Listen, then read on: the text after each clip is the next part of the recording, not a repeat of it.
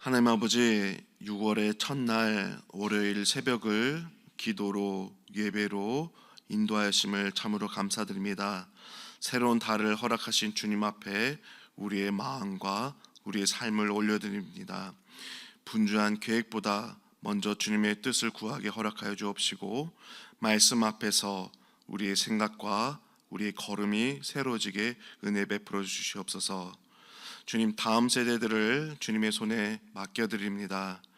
청소년들, 또한 아이들, 청년들, 세상의 기준에 흔들리지 않게 허락하여 주옵시고, 하나님의 꿈을 품고 담장을 넘어 하나님 나라의 일꾼으로 잘 성장하게 은혜 베풀어 주시옵소서.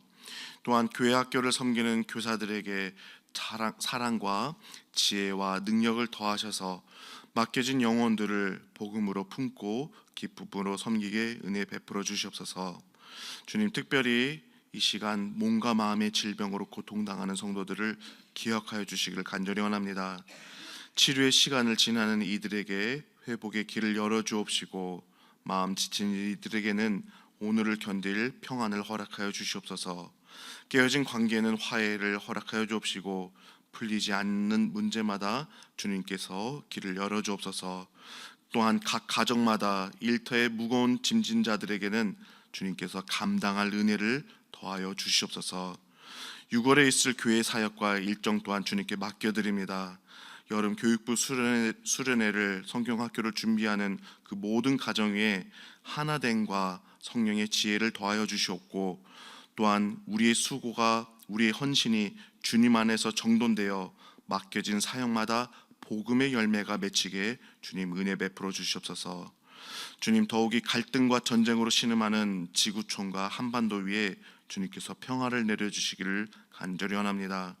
힘의 논리와 미움의 말들이 멈추게 허락하여 주옵시고, 생명을 살리는 지혜와 화해의 길을 열어 주시옵소서. 이제 말씀 앞에 섭니다. 들을 말씀을 통하여서 우리의 말씀을 붙들어 주게 은혜 베풀어 주옵시고, 오늘의 말과 걸음을 믿음의 발걸음으로 걸어가게 주님 은혜 베풀어 주옵소서. 우리를 사랑하시는 예수님의 이름으로 기도드립니다. 아멘. 오늘 우리에게 주시는 하나님의 말씀은 고린도전서 1장 1절서부터 9절까지의 말씀입니다. 오늘부터 고린도전서 말씀이 시작되겠습니다. 고린도전서 1장 1절부터 9절까지의 말씀, 찾으신 줄 알고 1절부터 9절까지 교독으로 읽겠습니다. 하느님의 뜻을 따라 그리스도 예수의 사도로 부르심을 받은 바울과 형제 소스데네는 고린도에 있는 하나님의 교회 곧 그리스도 예수 안에서 거룩하여지고 성도라 부르심을 받은 자들과 또 각처에서 우리의 주 곧 그들과 우리의 주 대신 예수 그리스도의 이름을 부르는 모든 자들에게 하나님 우리 아버지와 주 예수 그리스도로부터 은혜와 평강이 있기를 원하노라. 그리스도 예수 안에서 너희에게 주신 하나님의 은혜로 말미암아 내가 너희를 위하여 항상 하나님께 감사하노니, 이는 너희가 그 안에서 모든 일 곧 모든 언변과 모든 지식의 풍족함으로 그리스도의 증거가 너희 중에 견고하게 되어 너희가 모든 은사의 부족함이 없이 우리 주 예수 그리스도의 나타나심을 기다림이라. 주께서 너희를 우리 주 예수 그리스도의 날에 책망할 것이 없는 자로 끝까지 견고하게 하시리라. 함께 읽겠습니다.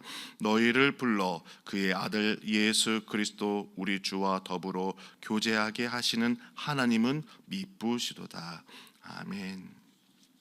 오늘도 주님과 동행하며 미쁘신 하나님의 은혜를 누리는 하루가 되어질 줄 믿습니다. 오늘 읽게 된 이 고린도전서는 고린도 교회를 향하여서 전해진 편지가 되겠습니다. 이 고린도 교회는요, 참 특별한 교회였습니다. 은사가 많았고요, 언변이 풍성하고 지식 또한 풍성하였습니다.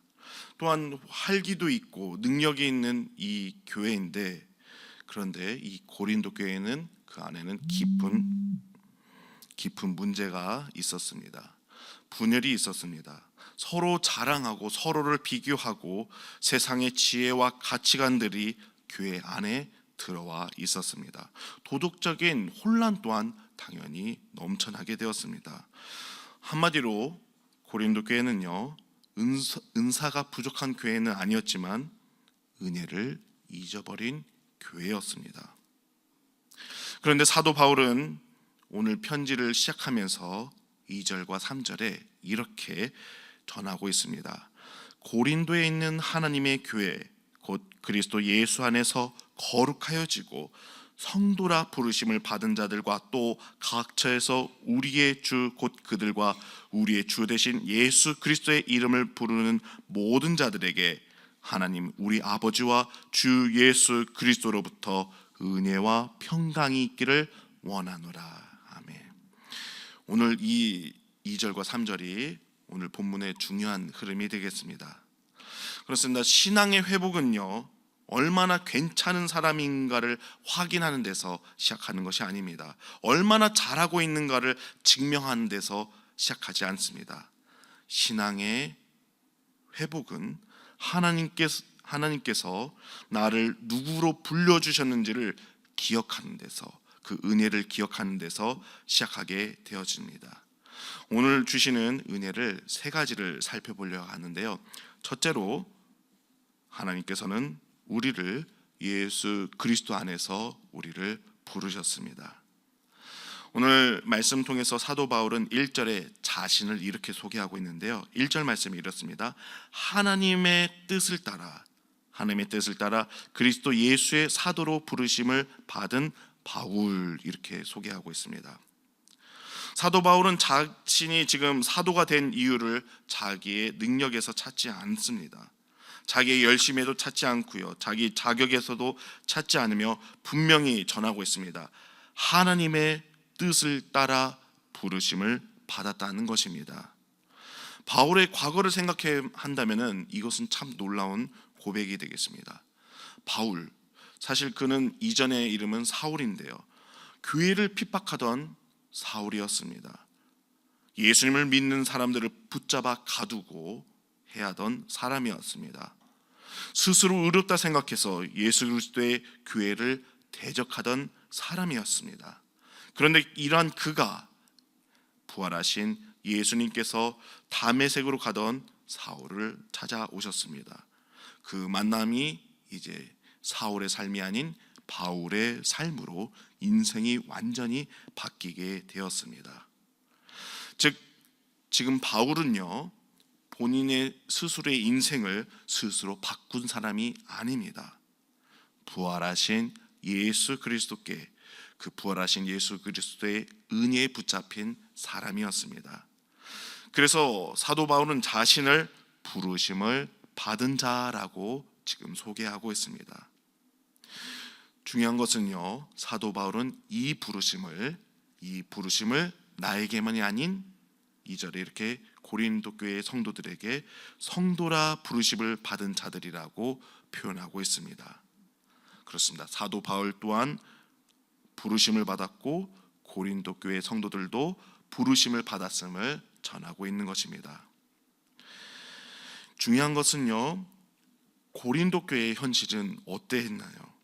지금 고린도 교회는 완벽한 교회가 아니었습니다. 오히려 문제가 많은 교회였습니다. 그러함에도 사도 바울은 그들을 하나님의 교회라고 부릅니다. 성도라고 부릅니다. 이것은 그들에게 문제가 전혀 없다라는 뜻이 아닙니다. 그들이 이미 완성되었다라는 뜻도 아닙니다. 그럼에도 불구하고 그들은 예수 그리스도 안에서 하나님께 속하였다는 뜻을 분명히 내비치고 있습니다. 그렇습니다. 성도는 죄가 전혀 없는 사람이 아닙니다. 성도는 예수 그리스도 안에서 하나님의 은혜로 구별된 사람인 줄 믿습니다. 아직 부족하지만, 아직 연약하지만 하나님의 손에 붙들린 사람이 성도인 줄 믿습니다. 아직 연약함에도 하나님의 부르심 가운데 하나님의 백성으로 불림받은 사람인 줄 믿습니다. 그래서 교회의 정체성은요, 사람의 완전함에 있지 않습니다.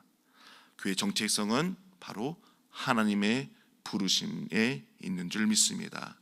지금 이 시간 함께 모인 우리 성도님들도 하나님의 부르심에 함께 예배에 참여하신 줄 믿습니다. 자, 그래서 이렇게 고린도 교회가 하나님의 교회인 이유는 성도들이 완전해서가 아니라 하나님께서 그들을 예수 그리스도 안에서 불러주셨기 때문인 것을 알게 되어집니다.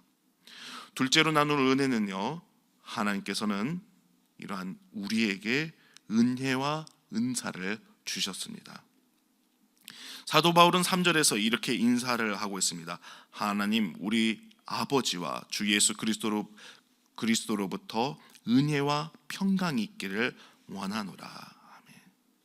이 은혜는 하나님께서 값없이 주시는 구원의 선물입니다. 평강은 그 은혜로 말미암아 하나님과 화목하게 된 사람이 누리는 참된 평안입니다. 그런데 이 은혜와 이 평강은 세상에서 오지 않습니다. 사람의 능력에서도 오지 않습니다. 오직 하나님 우리 아버지와 주 예수 그리스도로부터 은혜와 평강이 오게 되어집니다. 당시의 로마 제국도 평화를 이야기하고 평강을 이야기합니다. 그러나 로마의 평화는 힘으로 유지되는 평화였습니다. 강한 자가 약한 자를 억누르며 만들어낸 질서였습니다. 하지만 우리 예수 그리스도께서 주시는 평강은 전혀 다릅니다. 예수님께서 부어주시는 평강은 십자가의 은혜로 이루어진 화해의 평강입니다. 죄로 인해서 하나님과 멀어졌던 우리가 예수 그리스도로 말미암아 그 죽음과 부활로 말미암아 하나님과 화목하게 된 데서 오는 평강이 되겠습니다. 그래서 이어진 4절에서 바울은 이렇게 전합니다. 그리스도 예수 안에서 너에게 주신 하나님의 은혜로 말미암아 내가 너희를 위하여 항상 하나님께 감사하노니라고 표현하고 있습니다. 바울의 감사는 고린도 교회가 훌륭해서 드리는 감사가 아닙니다. 고린도 성도들이 성숙해서 드리는 감사가 아닙니다. 지금 바울은 예수 그리스도 안에서 너에게 주신 하나님의 은혜로 인해 감사하고 있음을 표현하고 있는 것입니다. 그렇습니다. 감사의 근거, 우리가 오늘 하루 살아가면서 찾을 감사의 근거는 사람에게 있는 감사가 아닌 하나님께 있는 감사인 줄 믿습니다. 교회의 소망은 성도들의 능력에 있지 않고 예수 그리스도 안에서 주어지신 하나님의 은혜 안에 있습니다. 이어진 5절에서 사도 바울은 고린도 교회가 모든 언변과 모든 지식에 풍족하다고 말하고 있습니다. 이렇게 고린도 교회는 은사가 많은 교회였습니다. 말의 은사도 있었고 지식도 있었습니다. 그러나 문제는 그 은사를 자기 자랑의 도구로 삼았다는 데 있었습니다. 은사, 이런 은혜, 하나님께서 교회를 세우라고 주신 선물입니다.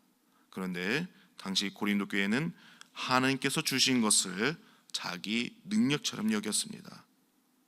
하나님께서 주신 선물을 비교와 경쟁의 도구로 만들었습니다. 그래서 사도 바울은 그들의 언변과 지식을 말하면서도 그것이 예수 그리스도 안에서 주신 하나님의 은혜에 있다고 분명히 전하고 있는 것입니다. 사도 바울은 그들의 시선을 지금 나의 시선에서, 우리의 시선에서 지금 하나님께로 돌려놓고 있습니다. 이렇게 하나님께서 주신 것은, 하나님으로 말미암는 것은 우리가 자랑할 것이 아니라 감사할 것입니다. 하나님께서 맡기신 것은 나를 높이는 도구가 아니라 교회를 세우는 도구인 줄 믿습니다. 은혜를 잊으면 이러한 은사가 자랑이 됩니다. 그러나 은혜를 기억하면 감사가 됩니다. 이어서 6절에 바울은 그리스도의 증거가 너희 중에 견고하게 되었다고 말합니다. 고린도 교회가 분명히 흔들리고 있었지만 그들 가운데 복음의 증거가 심겨져 있었습니다. 예수 그리스도께서 십자가에서 죽으시고 부활하셨다는 그 복음이 그들 가운데 선포되었습니다. 그렇게 교회는 예수 그리스도의 십자가의 은혜와 부활의 복음 위에 세워지는 것이 교회입니다. 세 번째로 나눌 은혜는 하나님께서는 우리를 끝까지 은혜 위에 견고하게 하신다는 사실인 것입니다. 오늘 말씀 7절에서 고린도 교회가 우리 주 예수 그리스도의 나타나심을 기다린다라고 사도 바울은 표현하고 있습니다. 여기서 나타나심은 예수 그리스도께서 다시 오실 날을 가리키고 있습니다. 예수님은 십자가에서 죽으셨고 부활하셨고 승천하셨으며 다시 오실 주님이십니다. 그래서 교회는요, 과거의 은혜만 기억하는 공동체가 아닙니다. 교회는 현재 부활하신 주님과 동행하며 다시 오실 주님을 기다리는 공동체인 줄 믿습니다. 그런데 이 기다림은 우리의 힘만으로 가능한 것이 아닙니다. 그래서 8절에 이렇게 전합니다. 주께서 너희를 우리 주 예수 그리스도 날에 책망할 것이 없는 자로 끝까지 견고하게 하시리라. 여기서 중요한 주어는 바로 주께서입니다. 누가 우리를 끝까지 견고하게 하시고 은혜 외 은혜를 더하게 하시나요? 하나님이신 줄 믿습니다. 예수 그리스도이신 줄 믿습니다. 지금도 나와 함께 하시는 성령님이신 줄 믿습니다. 우리의 결심이 아니라 이러한 한량없는 하나님의 은혜로 우리를 견고하게 하신 줄 믿습니다. 우리의 의지가 아니라, 우리의 완전함이 아니라 예수 그리스도로 말미암아 우리를 마지막 날 위에서도 세우게 허락하신 줄 믿습니다. 그래서 이어서 9절에서 바울은 이러한 확실한 근거를 전하고 있습니다. 너희를 불러 그의 아들 예수 그리스도 우리 주와 더불어 교제하게 하시는 하나님은 미쁘시도다. 할렐루야. 하나님은 미쁘신 분이십니다. 미쁘시다는 것은 신실하시다는 뜻입니다. 하나님은 약속을 버리지 않는 분이십니다. 시작하신 일을 중간에 포기하지 않으시는 하나님이십니다. 부르신 자를 끝까지 붙드시는 하나님이십니다. 이러한 확신은, 바울의 확신은 고린도 교회의 가능성을 본 것이 아닌, 성도들의 의지도 아닌 하나님의 신실하심에서 나온 것입니다. 이어서 교제는 단순하게 친하게 지내는 정도의 관계가 아닙니다. 예수 그리스도와 함께 생명을 나누고 그분 안에 거하며 그분 안에 속하며 함께 살아가는 관계를 표현한 것입니다. 그래서 성도는 예수 그리스도를 멀리서 바라보는 관계가 아닙니다. 예수님과 교제하는 관계가 성도의 관계입니다. 예수님의 생명의 자리에 참여하는 사람들이 성도인 줄 믿습니다. 부활하신 예수 그리스도와 함께 살아가는 것, 바로 우리 성도님인 줄 믿습니다. 오늘 말씀을 결론 맺겠습니다. 고린도 교회는 분명히 연약하고 분쟁이 있고 문제가 많은 교회였습니다. 그러나 하나님께서는 그들을 하나님의 교회와 성도로 불러주셨습니다. 우리의 죄와 우리의 부족함보다 하나님의 은혜가 한량없이 크고 우리의 흔들림보다 하나님의 신실하심이 오늘도 함께 하신 줄 믿습니다. 그래서 오늘 하루 내 연약함보다도 나를 부르신 하나님을 바라보며 주신 것을 자랑함이 아닌 감사로 고백하며 하나님을 찬양하는 오늘 하루가 되기를 간절히 소망합니다. 오늘 하루 신실하신 하나님을 의지하며 부활하신 예수 그리스도와 동행하는 오늘 하루가 되어질 줄 믿습니다. 함께 기도드리겠습니다.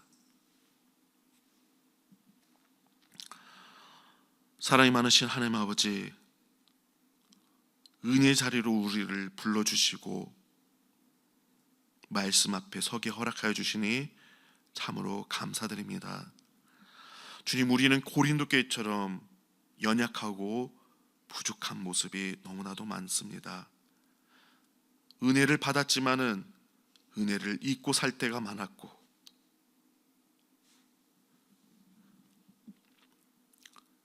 하나님께서 주신 것을 내 능력처럼 여기며 자랑할 때도 많았습니다. 주님, 이러한 우리의 교만과 연약함을 불쌍히 여겨 주시옵소서. 오직 십자가의 은혜로 우리를 새롭게 허락하여 주시옵소서. 우리에게 부어주신 은혜와 은사를 자랑의 도구로 삼지 않게 허락하여 주옵시고, 오직 부활하신 예수 그리스도와 함께 동행하게 우리를 은혜로 붙잡아 주시옵소서. 우리를 끝까지 사랑하시고 신실하신 예수님의 이름으로 기도드립니다. 아멘. 주님께서 가르치신 기도로 예배를 마치겠습니다. 하늘에 계신 우리 아버지, 아버지의 이름을 거룩하게 하시며 아버지의 나라가 오게 하시며 아버지의 뜻이 하늘에서와 같이 땅에서도 이루어지게 하소서. 오늘 우리에게 일용할 양식을 주시고 우리가 우리에게 잘못한 사람을 용서해 준 것 같이 우리의 죄를 용서하여 주시고 우리를 시험에 빠지지 않게 하시고 악에서 구하소서. 나라와 권능과 영광이 영원히 아버지의 것입니다. 아멘.